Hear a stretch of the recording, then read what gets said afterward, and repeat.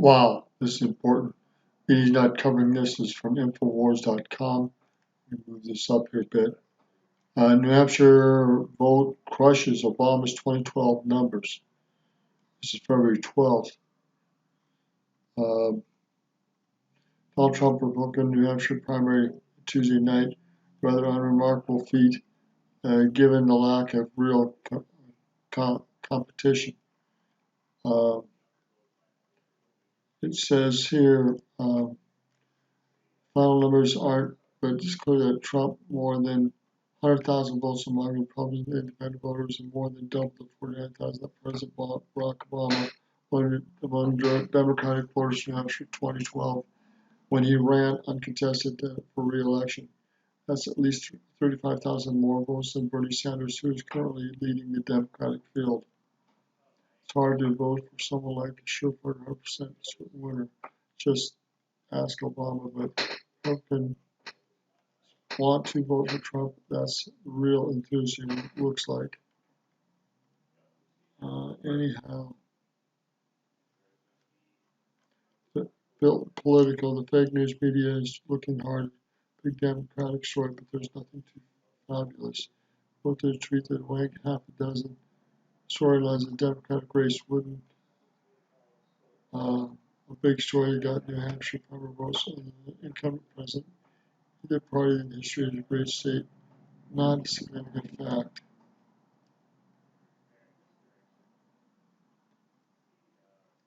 King Snyder, how much did that work out? Spent $200 million, got less than 1% vote Iowa.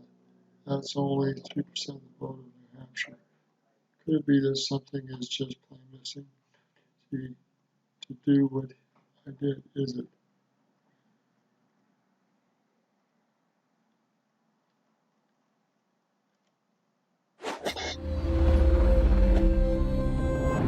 Please welcome to the program the always interesting, dynamic Donald Trump. Donald.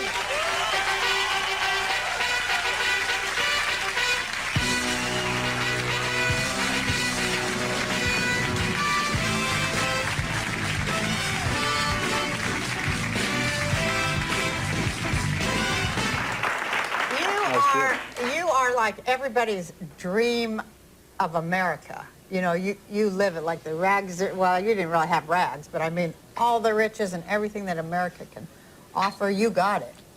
Well, I've had a good time. I've enjoyed myself. I've enjoyed my life. And so you've sort of become like a folk hero. I mean, people, there's someone in this audience, I was reading the audience list, some man who's a businessman, you can tell me who you are later, who went to New York and just wanted to stand by your building, hoping some of the luck would run off. Is that true? Is he in this audience? He's in this audience. We have to find him. Yeah. And so how do you explain that? Or is there an explanation? I believe that you make your own luck to a large extent. Well, the word luck is a very important word, very important. There's no more important word than luck. Sadly, the American dream is dead. But if I get elected president, I will bring it back bigger and better and stronger than ever before, and we will make America great again. Thank you. Thank you very much. Critics often say that Donald Trump is a shallow showman, an egomaniac who wanted to be president just for the sake of it. They say he only got into politics to serve himself and his businesses, and that he lacks the experience and knowledge required to perform the role of president. That's C-SPAN, for crying out loud. What a joke. Of the United States. He's inconsistent, they'll say, with the only consistency being that he's out for numero uno, Trump. But is this true? Why did Trump run for president? And how can we know for sure? Well, if you listen to his own words, the man speaks for himself and says exactly why he wants to make America great again. Trump likes the attention he gets from crowds, from the establishment, and from the press, but he is very sensitive about the press. I don't think they've portrayed what I'm really all about, necessarily. Okay. I've never seen press reporting as I have with regard to me. And I hope the general public understands how inherently dishonest the press in this country is. I think a lot of the press is very dishonest. The news gets away with murder, the news media. I find the press is extremely dishonest, okay? Very dishonest. There's tremendous dishonesty in the media. Tremendous dishonesty. These are very, very dishonest people. Okay. We are fighting the fake news. It's fake, phony, fake. The news about me is largely phony. It's false. Does that get under your skin? No, because you see, I think I'm right, and when I think I'm right, nothing bothers me. When I see a total ripoff of this country by Japan, where they literally have no defense budget, where we have to borrow money from them in order to get them oil and defend the Persian Gulf, where most of the oil goes to Japan and other countries, not us. We get 4% of oil.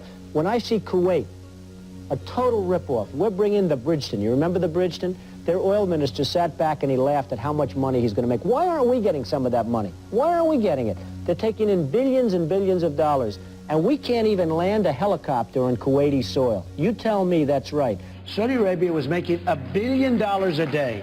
Saudi Arabia, they wouldn't even be there except for us. And in Saudi Arabia, we couldn't even use their minesweepers, Phil. You know it. We defend Saudi Arabia. They wouldn't even be there. Saudi Arabia, without us, is gone. So we defend Saudi Arabia. Every time there's a problem, we send our ships, we go crazy, right? We spend a fortune.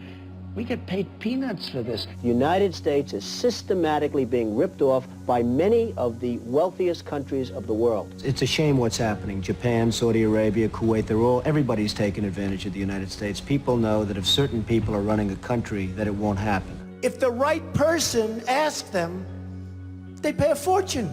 We are supporting nations now militarily. We are supporting nations like Saudi Arabia, which was making during the good oil days, which was a year ago. Now they're making less, but still a lot, $1 billion a day.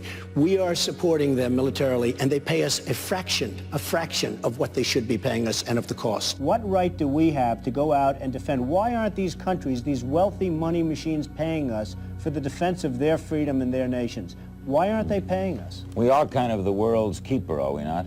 I don't believe we should be. Well, we have wars. We go in, we have a war, we spend 10 years there.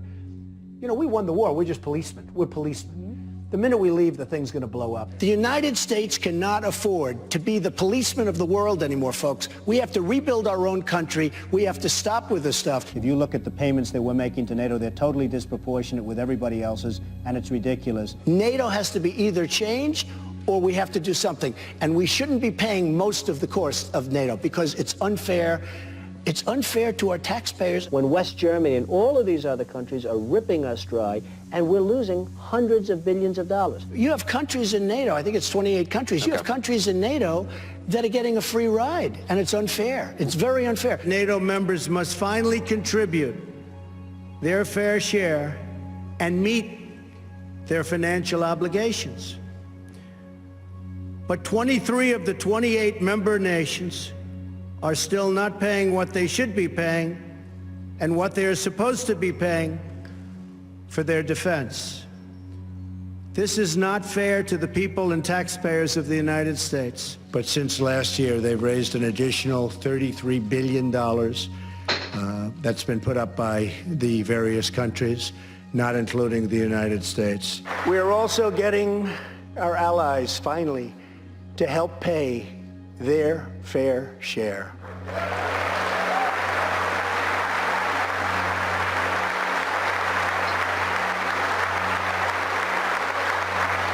Look at how this spans The time. country is losing $200 billion.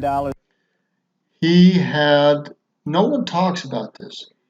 Trump is a master planner. He worked for over 6 years to work on the economics of the world and get things going in the right direction, including tariffs, negotiations, and other things. 6 years before he became president. He worked on at least 4 years to get into the military and this military security, get the DOJ and other things and other stuff's going. Military leaders went after him after he talked about Barack Obama's birth certificate. This guy's a master planner. He's worked a long time on this stuff, and the media won't even touch this stuff. Won't even touch this. It's ridiculous.